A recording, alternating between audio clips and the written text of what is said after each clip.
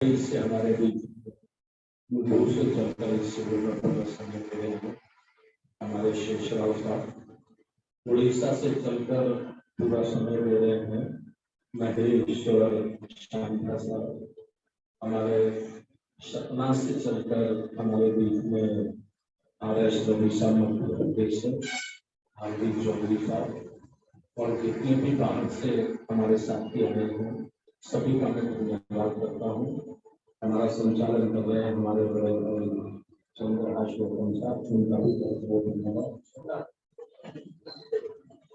और सबसे खुशी की बात है कि जो हमारे छोटे छोटे बच्चे, छोटी छोटी बच्चियां इसमें 10 दिन शिविर में अपना समय दे रहे हैं, हम सीख रहे हैं, नैतिकता सीख रहे हैं, उनके लिए मेरा सबसे ज्यादा उनका धन्यवाद, उनका आभार। मुझे बड़े साथियों से आज कुछ नहीं कहना है, अपने छोटे बच्चों से और अपनी छोटी बेटियों से मुझे आज थोड़ा बात करनी है। साथियों, ये जो आपकी उम्र है, ये जो आपकी उम्र है, ये उम्र जीवन में दिशा तय करने की होती है। इसी उम्र में ये तय करना होता है कि हमें किस मंजिल तक पहुंचना, किस मंजिल तक पहुंचना है और हमारे जीवन का उद्देश्य क्या है। और इस किस्म की जो सोच विकसित होती है, इस किस्म की जो सोच पैदा होती है, वो संगति से होती है। अपने से बड़ों के बीच में जब हम बैठते हैं, सुनते हैं, समझते हैं, तभी ये बीज हमारे दिमाग में पड़ता है। मैं एक छोटी सी बात आप लोगों को अपने जीवन की बताना चाहता हूँ। 1980 में जब मेरी उम्र 20 वर्ष या 21 वर्ष लगभग रही होगी, बामसेफ के माध्यम से मैं मान्यवर काशीराम साहब के संपर्क में आया। DSO के माध्यम से उनका पहला शिविर मैंने अटेंड किया। शिविर में तो 8 घंटे तक काशीराम साहब बोले थे, लेकिन उसमें से जो खास बात मेरे दिल पे लगी थी वो मैं आपके साथ शेयर करना चाहता हूँ। मान्यवर काशीराम साहब ने कहा था कि जिस समाज का कोई दल नहीं होता है, दल माने संगठन, उस समाज का कोई बल नहीं होता है। बल माने ताकत। जिस समाज का कोई दल नहीं होता है, उस समाज का कोई बल नहीं होता है। और जिस समाज का बल नहीं होता है, यानी ताकत नहीं होती है, वह समाज सदैव गुलाम और लाचार रहता है। वो कभी स्वाभिमान का जीवन नहीं जी सकता। ये छोटी सी बात मेरे दिलो दिमाग में लगी और मुझे लगा कि हमें बाबा साहब डॉक्टर अम्बेडकर के मिशन के लिए काम करना चाहिए। और चूंकि मेरी शादी बहुत छोटी उम्र में हो गई थी, केवल 16 वर्ष की उम्र में ही शादी हो गई थी, लेकिन हम लोग बामसेफ के माध्यम से इस काम में लगे। और जब आप लोगों को मैं ये बताना चाह रहा हूँ कि जब आप लोग इस काम में लगेंगे, ये मैं खास करके बच्चों के लिए कह रहा हूँ जो नए बच्चे हमारे शिविर में बैठे हैं, और मैं अपने ये जीवन का जो अनुभव है, तजुर्बा है, वो आप लोगों के बीच में शेयर करता हूँ। जब आप इस काम में लगेंगे तो आपका सबसे पहला ग्रोथ आपके घर से होगा। आपके घर के लोग ही सबसे पहले आपका ग्रोथ करेंगे। कहेंगे पागल है, अपना करियर देखना चाहिए, अपनी लाइफ देखना चाहिए, पता नहीं किस फालतू के काम में लग गया है।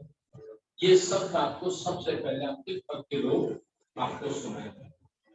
उसके बाद धीरे धीरे करके फिर आपके नातेदार, रिश्तेदार, चाचा ताऊ, बुआ मामा, मामी फूफा, ये सब जब भी सलाह देंगे आपको, तो यही सलाह देंगे कि ये फालतू के काम, ये फालतू के काम है, इन कामों में मत पड़ो, अपनी पढ़ाई लिखाई करो या अपना कि कैरियर बनाओ, अपनी शादी करो, कोई नौकरी करो, कोई बिजनेस करो, इस किस्म की सलाह आपको देंगे, अर्थात आपके मनोबल को बड़े पैमाने पर तोड़ने की कोशिश की जाएगी। और मैं समझता हूं कि 1000 बच्चे या 1000 लोग जब तैयार होते हैं तो उनके घर के लोग, उनके नातेदार, उनके रिश्तेदार, उनके परिवार के लोग उनका इतना मनोबल तोड़ते हैं, इतना मनोबल तोड़ते हैं कि 999 बैक मार जाते हैं, 999 बैक हो जाते हैं। और वो ये सामाजिक परिवर्तन का काम, धर्म प्रचार का काम या अखंड राष्ट्र के निर्माण में फिर वो योगदान नहीं करते। ये बातें मैं इसलिए कह रहा हूँ कि जब आप इस काम में निकलेंगे तो ये सारी बातें आप लोगों के सामने भी आएंगी। और जितने तेजी से आप इस काम में चलते जाएंगे, उतना ही तेजी से आपका विरोध भी आपके परिवार के लोग, आपके गांव मोहल्ले के लोग, आपके नाते रिश्तेदार लोग शुरू कर देंगे। अर्थात मैं जब रातों दिन बीएसपी के काम में लग गया, सुबह 6 बजे विनोद से हम निकलते थे, रात को 11 बजे घर लौटते थे, तो मुझे पागल करार दे दिया गया। मेरी सासू माँ ये कहती थी कि हमारा जो दामाद है वो तो पागल है, पागल हो गया है, पंजाब से कोई कांशीराम आया है, पता नहीं उसने क्या जादू कर दिया है, उसको कुछ ना सुनाई पड़ता है, न बच्चों का ध्यान है, न खुद का ध्यान है, वो तो पागल हो गया है। मतलब इस किस्म की उपाधि भी मुझे दे दी गई थी मेरे रिश्तेदारों के द्वारा, मेरी माँ के द्वारा, मेरे सासू माँ के द्वारा। लेकिन खुशी की बात मैं आपको बताना चाहता हूँ, 1997 में जब उत्तर प्रदेश में दूसरी बार हमारी सरकार बनी और बहन जी ने मुझे SC/ST कमीशन का मेंबर बनाया, तो उसमें राज्य मंत्री का दर्जा होता है, तो लाल बत्ती की गाड़ी हमको मिली। जब लखनऊ में लाल बत्ती की गाड़ी हमको मिली और उस लाल बत्ती की गाड़ी को लेकर जब हम अपने घर आगरा पहुंचे, तो मेरी माँ, मेरी सास, सब लोग दरवाजे पर ही खड़े थे थाली वाली लेके। तो वो मेरी सासू माँ ने जब मेरे को तिलक लगाया और मेरे गले मिली, तो गले मिलकर कह रही थी, बेटा हमसे कुछ गलती हो गई हो तो माफ कर देना, हम बड़ा आपको बुरा भला कहे हैं। हमने कहा मम्मी कोई बात नहीं है, सब चलता रहता है। तो एक दौर होता है जब आप शुरू करेंगे, जब आप जीरो से शुरू करेंगे अपने जीवन को, और जब आप संघर्ष में होते हुए निकलते जाएंगे तो आपका विरोध होगा। घर के लोग विरोध करेंगे, रिश्तेदार विरोध करेंगे, नातेदार विरोध करेंगे, मोहल्ले बस्ती के लोग विरोध करेंगे, समाज के लोग विरोध करेंगे, और अनेक प्रकार के आरोप भी आपके ऊपर लगेंगे। कोई कहेगा चंदा करता है, कोई कहेगा बेईमानी करता है, कोई कहेगा ठगी करता है। तो इन सब किस्म की परेशानियों का हमें मुकाबला करना। यदि इनका मुकाबला हम न कर सके, हमने ऐसा सोच लिया भाई लोग हमको ऐसा कहते हैं, समाज हमको ऐसा कहता है, ये समाज की अज्ञानता है, ये लोगों की नासमझी है। हमें उस पर बिल्कुल ध्यान नहीं देना है, हमें अपने लक्ष्य के प्रति समर्पित होना है, अपने उद्देश्य के प्रति हमें समर्पित होना है।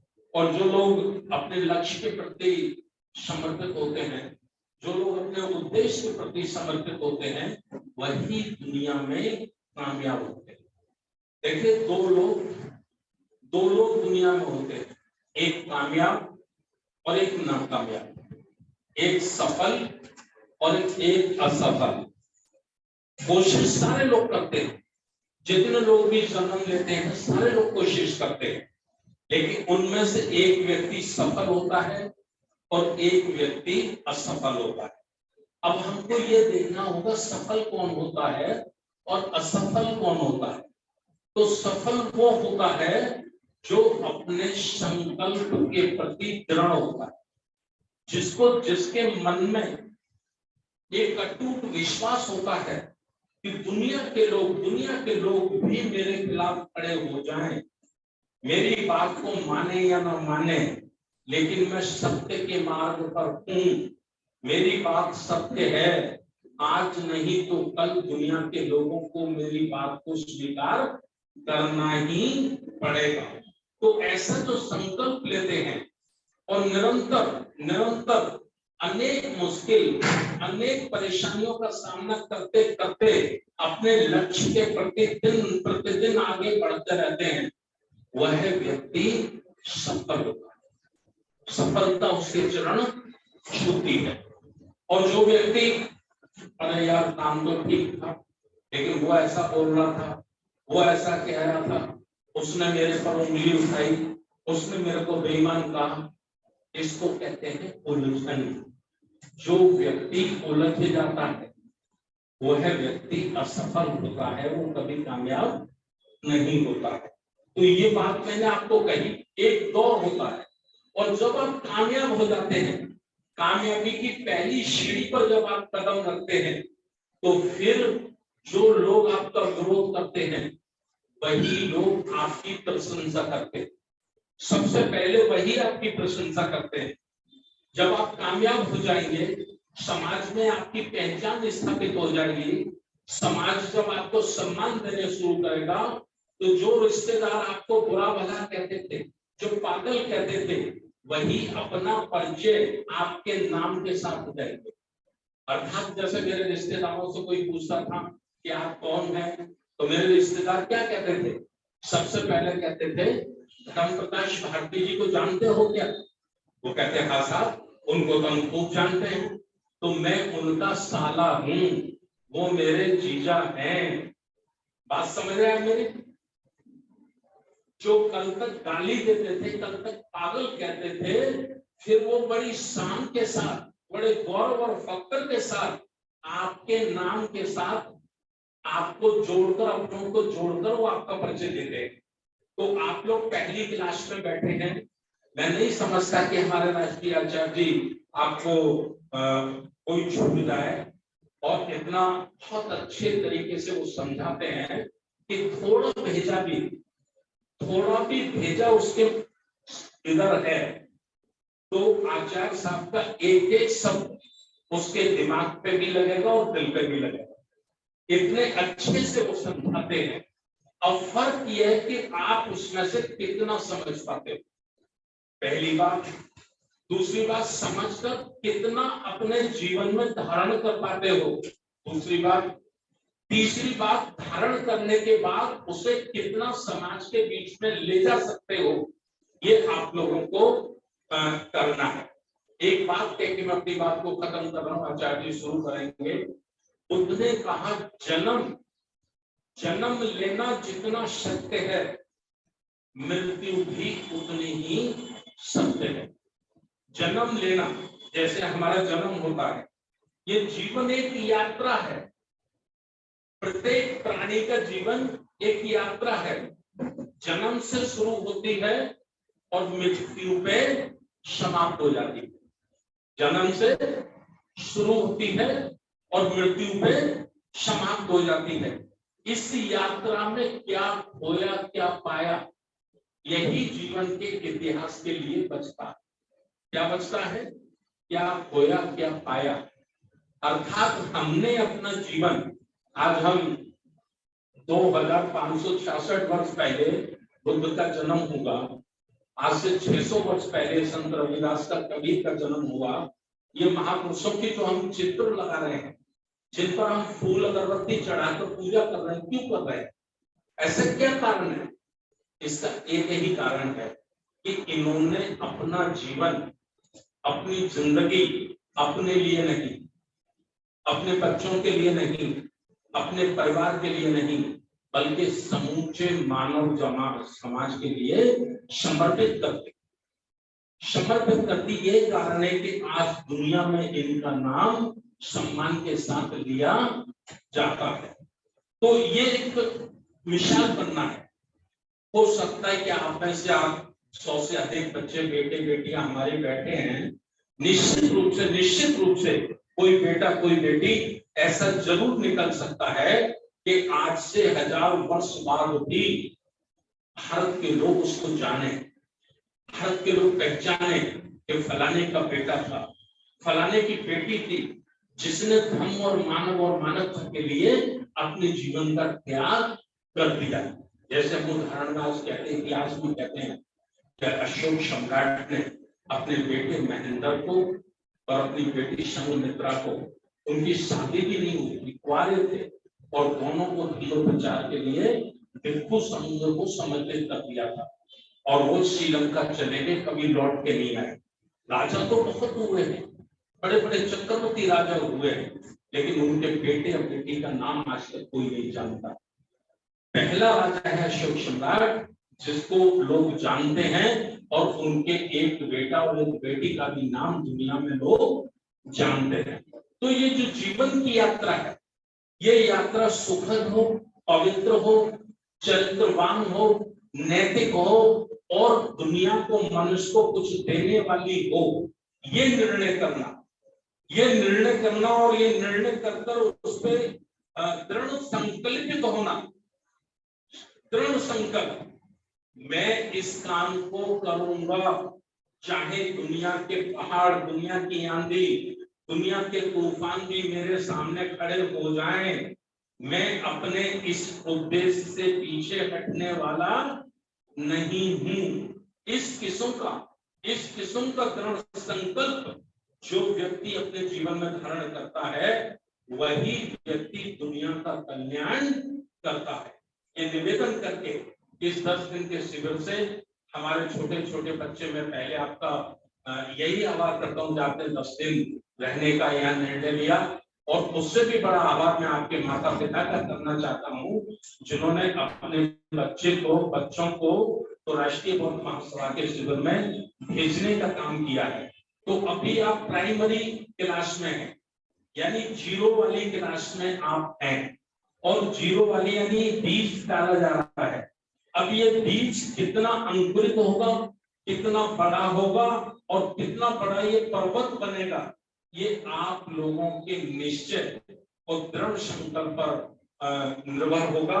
मैं तथागत से प्रार्थना करता हूं कि वो आपके मन को, आपके संकल्प को इतनी ताकत दें, कुदरत इतनी ताकत है कि आप लोग अपने जीवन में एक उदाहरण बने और एक मानवतावादी विचारधारा को कायम करें, भारत को पुनः प्राचीन काल भारत बनाए, अशोक सम्राट के सपनों का भारत बनाए, सोने की चिड़िया का भारत बनाए, जिस भारत में दूध और दही की गंगा बहती थी, ऐसा भारत का निर्माण करें। भारत हमारा पुनः विश्व गुरु बने, ऐसा आप लोग निर्माण करें भारत का। ऐसा संकल्प लेकर, ऐसा दृढ़ संकल्प लेकर आप लोग शिविर में रहें, ऐसा निवेदन करते हुए मैं अपनी वाणी को यहीं विराम देता हूँ। बहुत बहुत धन्यवाद। नमो बुद्धाय। जय।